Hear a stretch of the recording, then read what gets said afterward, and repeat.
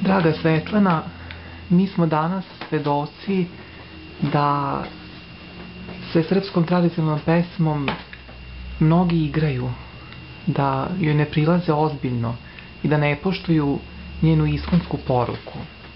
Dakle, svesni smo da postoje razni pojedinci i grupe koji olako shvataju tradiciju i prosto na razne načine stilizuju te je tako i degradiraju. Pa me zanima šta biste vi rekli o svemu tome? Pa ja ću sad da počnem da odgovaram na to pitanje. To je jedno od ozbiljnih pitanja kojima bi baš etnomuzikolozi valjalo da se pozabave, i ne samo da se pozabave time, već jednostavno da počnu da čine neke, da preduzimaju neke korake protiv tih, kako bi to narod kazao, majstor kvara. Jer postoje majstori koji grade i postoje majstor kvare koji kvare sve što je sagrađeno. To je moj odnos prema svim onima, jer svaka stilizacija je neistina. Znači, pokušava od istine ili da nešto prikrije što je verno, što je istinito, da joj oduzme, da je pokvari, da je okrnji.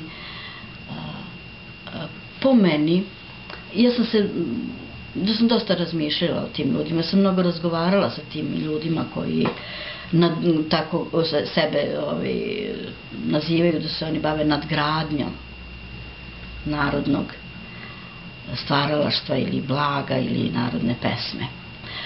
Prvo, imaju jako visoko mišljenje o sebi, tako su nadmeni, misle da to što je narod stvorio, to što je narodna pesma, da nije dovoljno lipa, da jednostavno nema dovoljno slušalca.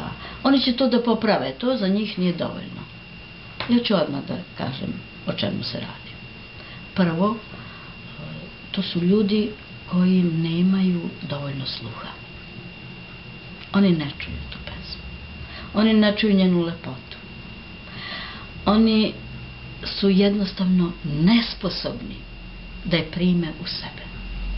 Čuju samo neki odjek, Boga pitajte, kao kad bi duvao iza neke planine, neki veliki vetar, ali iza planine vi samo vidite se ljuljaju grane ili vidite da, ili eto u nekom odjeku čujete da nešto huči.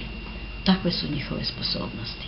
Vrlo male, vrlo su niskog muzičkog razvoja, da tako kažem. I rekla sam već, imaju jako visoko mišljenje o sebi. Ono što je najbitnije, nemaju nadahnuće, božansko nadahnuće u sebi. Ja nisam protiv toga da neko komponuje, to je stvaranje, to je stvaralac.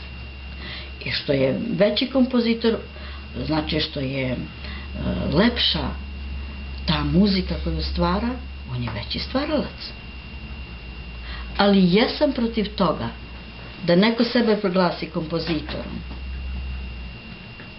a da je pokvario nešto što je neko stvorio. To je kvazi kompozitor.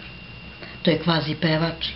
Ako neko nije mogao, ako neko ne može, nema mogućnosti da izrazi svu lepotu neke starinske pesme. Šta imamo da pričamo o tom čoveku? On će preneti samo jedan delić. Ima pevača u narodu koji nisu u stanju da nemaju, na primjer, sve odlike nekih velikih narodnih pevača u glasu. Ali ipak mogu da prenesu vernu pesmu. No, ovi koji se bave tom stilizacijom, da tako kažemo, nemaju ni te mogućnosti. Oni jednostavno ne čuju dobro, misle onda da to što čuju nije dobro, jer verovatno i nije dobro kada oni ne čuju sve. I nemaju mogućnost da to izraze, tu lepotu, onda stvaraju nešto što bi podsećalo na to. Ali, velika opasnost je tu s druge strane, oni poništavaju srpsku matricu. To je ravno izdajstvu. I mnogo teže od izdajstva. To je istovremeno izdajstvo i ubijanje. Jer poništenje srpske matrice nije mala stvar. To je zatra jednog naroda. Predanje je osnovica. Predanje je hrabrost u čoveku. To vam kažem ja sam gledala mnoge ljude, putovanja su mi bila duga i različite svečanosti. Posmatrala sam ljude kad započnu pesmu iz svog sela, iz svoje kuće ili svog kraja, ili je čuju da neko drugi počinje. Ta radost u njima, oni se potpuno izmene, oni se otkravaju i najnamršteniji čovek jednostavno sine, zasija ko sunce da zasija iz njega. Našao je, znači, svoj iskon. Pobudio ga je taj iskon. Pobudio ga. On zna ko je. A to je najvažnije u životu, znati ko ste, od koga potičete i šta ste. Onda imate putanju pred sobom, imate budućnost pred sobom. Ako je pesma to, onda je ona hrabrost, onda ona čoveku daje jedno veliko znamenje. Ona čoveku daje veliko saznanje. Saznanje je bogatstvo i saznanje je istinsko saznanje. To je nešto što vas štiti istovremeno od svih laži, od svih istina, od svih nevolja. Vi ste u vezi sa Bogom. I šta vam više treba? Vi idete tom putanjom. Vi ste potpuno samo zaštićeni. To je matrica koja se ruši i pokušava. Kad se poruši to, kad se zatre ta predačka osnovica, čovjek je u beznađu. On ne zna ni ko je, ni šta je, ni zašto je to. Njemu je sve pomućeno. On više postavlja se pitanje je li čovjek ili zverka neka samo. Je li to slovesno ili beslovesno biće? Ako nema prošlosti iza sebe, ako ne zna tu prošlost, ne moram da zna ima mnogo dece siročadi koja ne znaju gde su im roditelji, šta je sa njihovim roditeljima. Ali su ona ovde na ovom prostoru, imaju ovu matricu. Svi su zaštićeni srpskom matricom na ovom prostoru. I to nije nikakva igra. To je vrlo poznato u svetu, u naučnom svetu, van naše zemlje je vrlo poznata ta stvar. Instituti se time bave. Znači, rušenje te matrice je zatra i ubijanje svesnosti čoveka. O njegovom narodu, o njegovom postanku i prapostanku. I na taj način čoveku se izbija tlo pod nogama. On biva nesiguran i s njim možete da radite što god hoćete. Tako se dobija rat. Uništenjem matrice jednog naroda dobija se rat. Na najbolji, najlakši način, bez zrna baruta. I to se nama ovoga časa događa. I najčešće se to radi preko naših ljudi koji, da bi bili slavni, da bi zaradili novac, da bi putovali u inostranstvo, da bi učestvovali na nekim festivalima, da bi bili učestvovali zajedno sa nekim modernim grupama, prihvataju razne pravce. Ja to isto govorim što se tiče tih modernih pravaca kao što su rock, rap i šta ja znam koja je sve to vrsta druge muzike. Sve je to smišljeno iz jednog centra da poništi našu matricu koja je veličanstvena.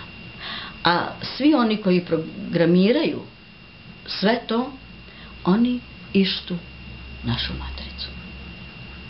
I oni nama otimaju našu matricu i zadržavaju za sebe. Naravno, jedni je poništavaju i vraćaju nama neke otpatke. To su otpaci od izuzetne pesme koja predstavlja.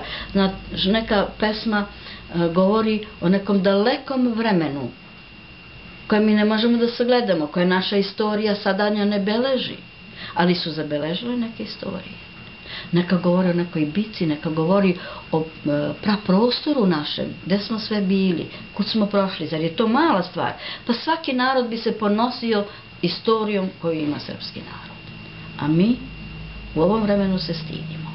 Eto, tome služe svi oni koji kvare našu pesmu, koji kvare ne samo njeno ruho, kitnjasti lepi stihovi, već njenu osnovnu namenu. Znači, tu pesmu smo mi primili od naših visokih predaka, božanskih predaka od kojih smo postali. Oni su nas tom pesmom zaklejili da je čuvamo i sačuvamo za buduće pokoljenje, kroz sva vremena da je prenesemo. To nije mala obaveza, to je ogromna obaveza. Naša obaveza je ogromna obaveza. Znači, primili smo je od veličanstvene rase ili civilizacije pređašnje.